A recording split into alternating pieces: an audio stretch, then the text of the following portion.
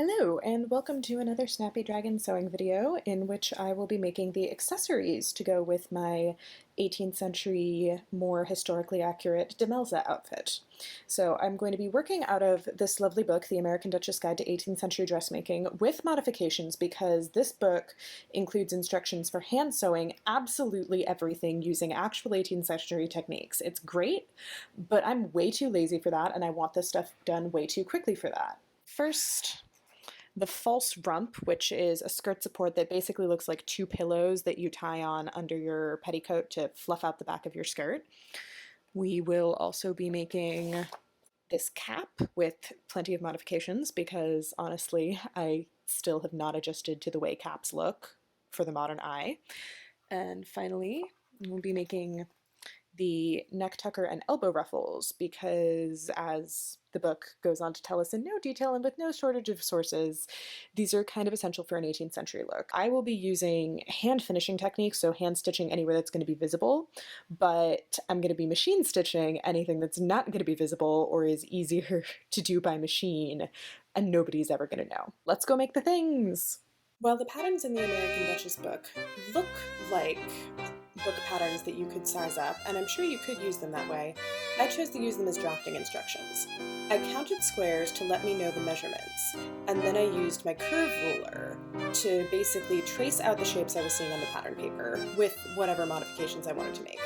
For instance, for the rump cushion pieces, I decided to make one large piece for each side instead of having to cut it all out on the fold. Having cut out the rump pieces out of some mock-up fabric, I pressed the top edges under. You'll see why this is important in a moment. Then I seamed them together right side to right side with a straight stitch. Very simple.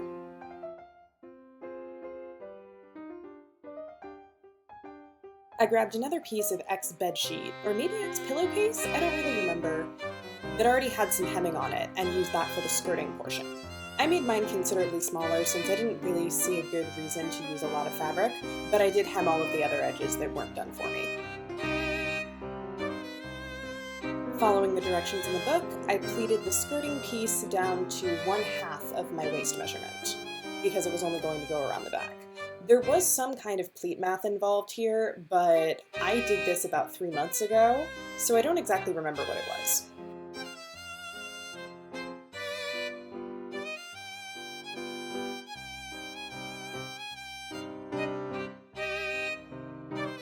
I also pleated the rump cushions down, also using some kind of pleat math according to the directions in the book. I think I decided to do 4 1/2-inch deep pleats, 2 on each side, facing away from each other. But again, it's been a while and I don't remember 100%. Now, I pinned everything, so rump cushions side by side, the skirting, everything onto a piece of 3/8-inch twill tape that was long enough to tie around my waist. This was slow and a little bit fussy because I was going through a lot of layers and a lot of pleats and I did need to keep everything aligned. I used a zigzag stitch and it got done. I now proceeded to spend several minutes stuffing my bum. And yes, I can't believe that's a thing I filmed myself doing and now I'm posting it on the internet. I tied the cushions around my waist and began to stuff them with cotton fiberfill stuffing replacement. The American Duchess book recommends that your rump be twice your waist measurement, but mine ended up being a little bit smaller because I thought it suited the dress better and it worked better with the eventual measurements of my skirt panels. Then I sat down to give the cushions a little fluffing up and evening out. Back at the machine, I pinned the cushions closed, with those edges turned under so no fancy finishing needed, and seamed everything together again with a straight stitch. Behold, my split bum. Now it was time for the ruffles. Taking pieces of cotton lawn 1.5 inches wide for the neck ruffle and 3 inches wide for the sleeve ruffles, I ironed one edge under the teeniest tiniest little hem I could. Now I'm hand hemming all of those long pieces using a rolled hem stitch, which is what I pressed it for. Yul Thiessen has an absolutely wonderful tutorial, and if you really want to learn how to do this right, you should go watch her. I'm sewing a stitch inside the very top of that fold, so not through both layers, just the inside of the fold. Then I'm dropping down below the fold and sewing one little running stitch looking thing there. When I pull the stitches tight after doing 5 or 6 of them, the hem rolls itself up for me. On the machine, I sewed the short edges of the neck ruffle pieces together to create one extremely long strip of material.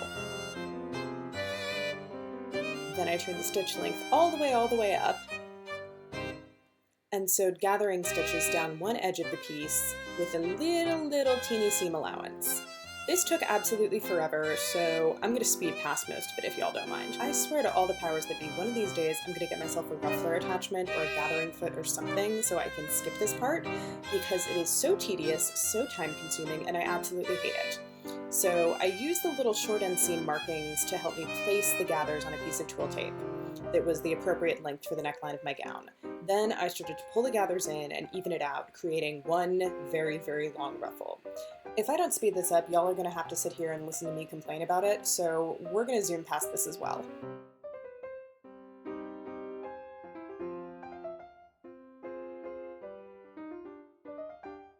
With that done, I fed the whole thing through the machine using a zigzag stitch to attach the ruffle to the twill tape. I used a zigzag stitch in the hopes that it would finish the raw edges on this particular strip of fabric. And here we have the finished neck ruffle. The elbow ruffles went together the same way, but this time with interruptions from my housemates who were also sewing things. Cute. More pulling in gathers. And pinning gathers. Punctuated by a surprise lesson in thread waxing. Anybody who knows historical sewing probably knows about this one from long before me. I'm realizing it's probably not a good idea to lick it. I'll just do without. I have to figure out how to... Sam's gonna lick his button after this. Well, I'm gonna have to figure out how to tie a tailor's knot without licking my fingers. And then you double it up. Since you're doing a button. Mm-hmm. There are some people who can only sew with a double thread, and I can like only sew with single thread. So you loop it around your fingers and then you roll them together. Yeah, my mom does it that way. And then that makes a nice sort of like clumpy knot that isn't going to pass through. So that's where this stuff comes in. So now you've got the two threads, but they like to tangle or separate from each other. This is beeswax. This is literally just like cosmetic beeswax that I melted down. You kind of just like put the knot there. And you run it over the beeswax a few times. And it keeps it together. Yeah, it sticks it together, and what people used to do this for is if you were using linen thread, which likes to kind of come apart really easily, like the thread will actually just break. Yeah. It strengthens the thread so it'll actually stay together. So now, there you go. I need to do this every time. After that spontaneous little demonstration of how historical sewing techniques can still be very useful in the modern world, I returned to my regularly scheduled elbow ruffle making. So I attached the elbow ruffles to the twill tape with another zigzag stitch. This time I didn't have to worry about the edges because these were on a selvage. Back to the book, this time to make a cap. However, since I decided the cap as shown was too big and fluffy for my taste, I had to do the math to make all of the pieces smaller by the same amount. I reduced the diameter of the caul, the big round piece that covers your hair, from 14 to 10 inches. This was the easy part, since all I had to do was subtract a couple inches, round a few numbers, and then connect the dots. Just wait until I get to the rest.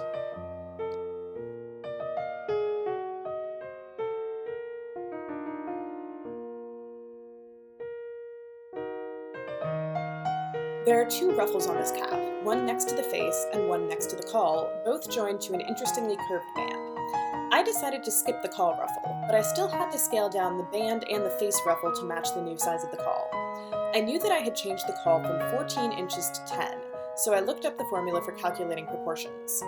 I put the new measurement divided by the old measurement of the caul on one side of my equation, and then x, my unknown new measurement for the band or the ruffle, divided by the original measurement for that same piece on the other side.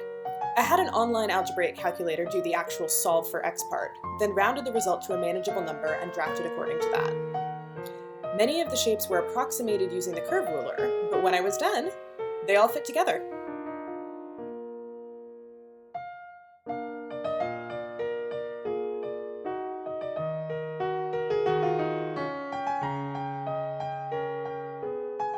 I cut the cap pieces out of cotton lawn from a previous project, using cabbagey bits wherever possible to conserve fabric because the band and ruffle pieces were so small.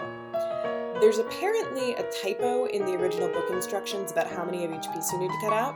Just know that you need to cut out one of the caul, one of the band on the fold as I just did, and then 2 of each ruffle piece, even though they're on the fold. That's assuming you're going to make both ruffles, which I was not.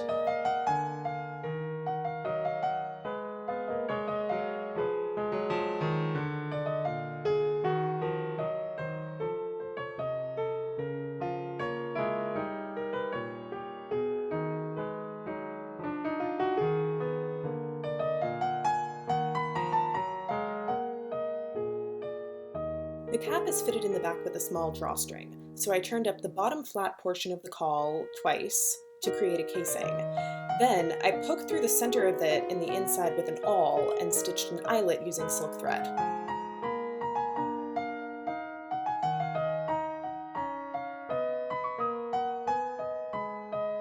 Not my best demonstration of how to sew an eyelet, but here's what it looks like when it's done.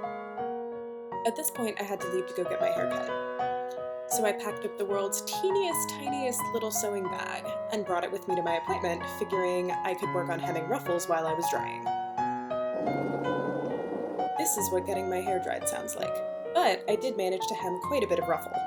I hadn't actually stitched that drawstring casing down, so I did so now with silk thread and a running stitch. Why a running stitch as opposed to a felling stitch, I don't actually know, but I think the book said to, so I figured I'd try it. It went quicker! Then I transferred the marks from the pattern piece for gathering up the caul to fit the band. I sewed those gathering stitches by hand because honestly by this point I was really sick of machine gathering stitches and the hand ones were easier to pull in. The American Duchess book just says to pleat the ruffles, but it doesn't go into any detail about how. I ended up getting very confused and doing a lot of pleat math, which I hope will save someone the struggle if I describe it. I measured the curved part of the band where you attach the face ruffle to tell me how long the finished pleated ruffle needed to be. This is one of those math situations where if you have 3 numbers, you can figure out what the 4th one is. So in addition to knowing that I needed to remove 8 inches of length into the pleats to make the ruffle fit, I needed to pick a number of pleats. 16 seemed close to what was shown in the book, and the math worked out so that I could do 16 pleats per ruffle, each a 1/4 inch deep and removing 1/2 inch of length. I decided to place the pleats by dividing the ruffle in half, then each side in half, and so on. 16's a good number for that. I folded it in half and creased the center with the iron. Then I took my pressing plate, folded that first crease a 1/4 inch back over the plate, and pressed it. Opening it up leaves a perfect little pleat.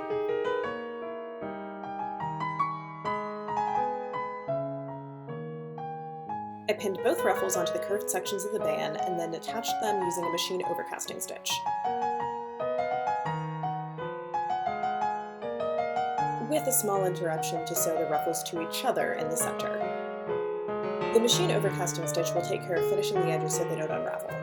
In the book, with the hand sewing directions, you're meant to hem absolutely every single piece before you do anything else with it, but there was no way I was going to spend that amount of time and that amount of hand stitching doing that. This is much quicker.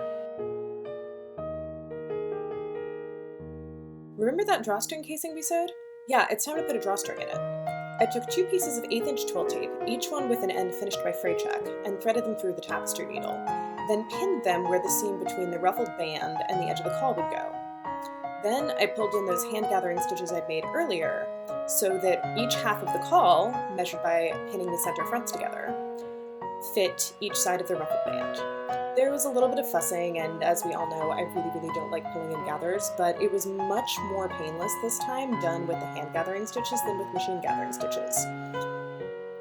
Really, I just need to get a gathering foot, but maybe I'll do it all this way in the future.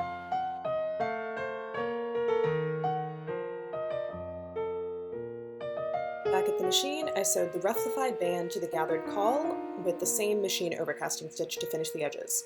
Once the cap was on my head, none of the stitching was actually going to be visible, so I was completely fine using the machine for it.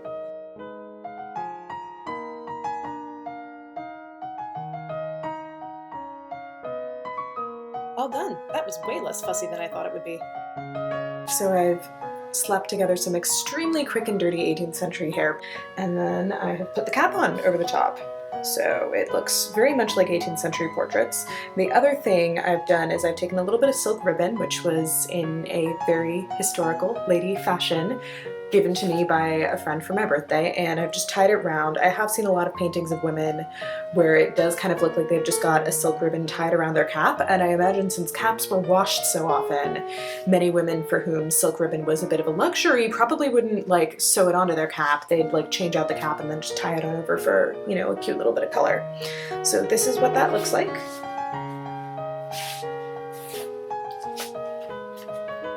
Let's take a look at all these accessories. We have the false rump, which is basically the two pillows that go underneath the skirt and fliff it out. Two ruffles for the sleeves. These will get basted onto the gown at the elbows, at the edges of the sleeves. One very long ruffle for the neckline. This is actually not going to get applied to the gown now because this would have been more for evening wear or indoor only wear. Most of the occasions on which I'll be wearing this gown will be for like daytime wear, working wear, outdoor wear, so this won't be suitable, but hey, it's done, and that's going to save me a lot of trouble next time I have to take this gown to a ball. We have the little cap, cute little head floof. I think I would probably actually just, if I were to remake this, I'd follow the pattern and actually make it bigger. I thought it was going to be massively like fluffy in the caul portion if I left it the same size, and it was not. There's actually barely room for all of my not even that long hair under it. So word to the wise, even if you decide to make a simpler, easier version of this cap, you probably don't need to make it as much smaller as you think you do. The accessories to complete the outfit, which are not things I made in this video, are a pair of stockings. These in the time period would have been silk, wool. These are knitted cotton because they're modern, but they'll do. My 18th century pocket bags, which were actually made during my Slapdash Ren Fair costuming days, but these allow you to carry everything in the universe. They're so great. And then since I won't be wearing that neck ruffle, I will be wearing this cotton fichu neckerchief, which just gets kind of draped around the shoulders over the stays, and then you put the gown on over it, or you can just drape it around your shoulders with the gown. This is for more like modesty, sun protection. You would wear this going outside during the day, working. So here are all of the random little bits and bobs necessary to complete this 18th century outfit. If you enjoy this sort of stitchy business, you should like, subscribe, follow me on Instagram, all that good stuff, especially if you like seeing ways to make the really nice historical looking stuff that they have in here, but maybe not without taking the hours upon hours upon hours it would take to hand stitch every bit of it, even the invisible ones, start to finish. Next time I will hopefully be back with another video showing you the dress that all of this is in support of, and until then, happy sewing! Bye!